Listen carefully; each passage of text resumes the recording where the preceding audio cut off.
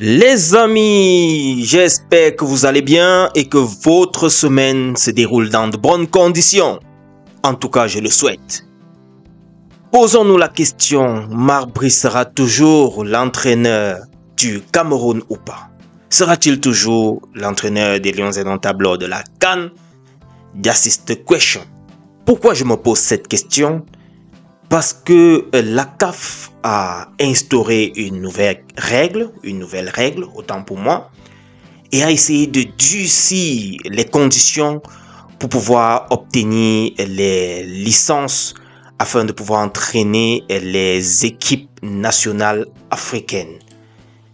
En effet, les exigences sont les suivantes. On va tout simplement rester un peu sur le cadre, n'est-ce pas, des masculins. On va pas trop épiloguer sur le côté féminin. La CAF, actuellement, pour qu'un entraîneur puisse entraîner une équipe nationale homme, doit devoir avoir la licence CAF A ou bien Pro, et son assistant devrait avoir la licence CAF A. Et pour les autres confédérations, la licence Pro, tout comme son assistant. Ça, c'est pour le cadre des hommes. On a ici, lors de la compétition comme la Coupe d'Afrique, la CHAN, la Ligue des champions hommes, la Coupe des confédérations hommes et autres compétitions de haut niveau. Ça, c'est ce que la CAF demande. Là, ça évolue également sur le plan des féminins. J'ai dit qu'on ne va pas prendre trop de temps là-dessus. Chez les féminins, c'est licence CAF A, et pour les assistants, chez les féminins, c'est CAF B pour son assistant. Bref, on laisse le reste, vous pouvez voir ça dans la vidéo comme ça.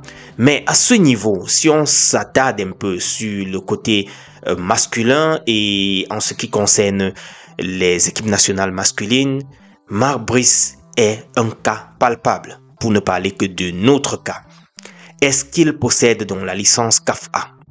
Je ne pense pas. Ou bien la licence Pro? I don't think so. Maintenant, quand est-ce que cette décision ou bien ces exigences que la CAF a publiées ou promulguées doit prendre effet?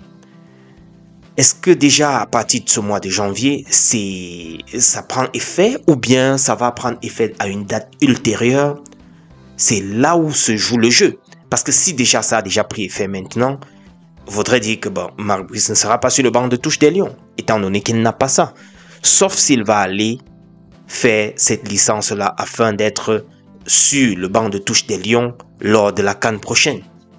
Maintenant, si ces exigences ne sont pas déjà appliquées dès maintenant, en ce moment, il n'y a pas de souci. Peut-être ils doivent laisser un temps nécessaire pour que les différents sélectionneurs and so on puissent s'arrimer à ces différentes exigences. Sinon, ça peut causer vraiment un gros problème pour ces entraîneurs, surtout expatriés, qui n'ont sans doute pas la licence CAF. Mais je trouve quand même cette mesure correcte parce que ça va aussi permettre qu'on mette plus l'accent sur les entraîneurs africains et que ça puisse, aussi trier, parce que c'est pas la même chose qui se passe de l'autre côté. Quand un entraîneur africain veut aller entraîner en Europe dans la zone UEFA, est-ce que c'est aussi easy going comme ça? Non. Alors, si on exige ce genre de, excusez-moi pour la tautologie, si on exige ce genre d'exigence, n'est-ce pas, du côté africain, je pense pour ma part que c'est aussi bien, ça va un peu préserver jouer pour les entraîneurs africains et qui pourront aussi avoir la chance d'être à la tête de nos équipes nationales. Mais je ne pense pas aussi que c'est la mer à boire. Ce sera tout simplement une exigence comme toutes les autres, et si ces entraîneurs-là, sachant qu'ils gagnent beaucoup d'argent quand ils viennent en Afrique, ils vont chercher par tous les moyens à obtenir ces licences. Je pense pour ma part comme ça, je vais dire ces entraîneurs expatriés. Donc, je pense que si ce n'est pas pour maintenant, ces exigences-là, et que c'est pour une date ultérieure ou bien pour plus tard, pour les compétitions à venir, dans ce cas, peut-être ils auront du temps pour s'arrimer à cela. Parlons un peu de Manchester United. André Onana s'en sort hier avec une cage inviolée. 1-0 contre Fulham. ils étaient, je vous rassure, en déplacement. Ça s'est très bien passé pour lui. J'en suis fier parce que là, il est un peu sorti, n'est-ce pas, de la zone de turbulence. Ça faisait quand même une bonne période qu'il était dans une monotonie de match avec de très mauvaises performances. Et là, il a cassé un peu la monotonie. Il est revenu avec un clean sheet.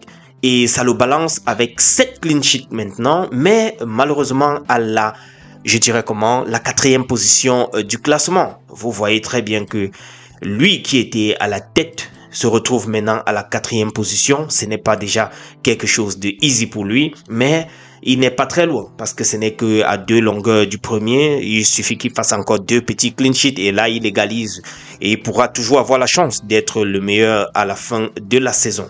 Il faudrait qu'il essaye plus de se concentrer sur son taf, comme on le dit. Et puis voilà, les choses vont se passer dans de bonnes conditions. De l'autre côté, c'est Bryan Mbeumo qui occupe également la 4e position. Mais les gars, vous avez vu quoi sur la 4e position? 4e position des meilleurs buteurs, tout juste derrière Alexander Isak et Erling Haaland.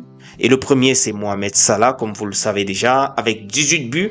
Et Bryan Mbeumo vient avec 14, juste 4 longueurs. C'est pas aussi la mer à boire. Il suffit que le gars tape un bon doublé là et puis il va prendre la 2e position. Bref, c'est déjà une bonne chose que André Onana se soit relevé un peu et vous avez vu quelques images là où il était très loin de ses goals. Vous le connaissez, non? Monsieur sorti jusqu'au milieu du terrain. Il a même eu la chance à la dernière minute. Il y a une balle qui était presque déjà dans les filets et le défenseur a eu à sauver cela. Il doit lui dire merci, hein. Il doit lui dire merci. Passons ici, on regarde un peu rapidement le penalty de Bryan Mbeumo qu'il a marqué d'ailleurs hier pour pouvoir augmenter aussi son nombre de buts. Le gars, avant même de tirer, Vissa était déjà derrière en train de jubiler. Comme si lui savait déjà que quand le gars prend cette position, c'est déjà dans les filets. Terminons ceci avec cette image de Sadio Mané et Francis Ngannou le Predator.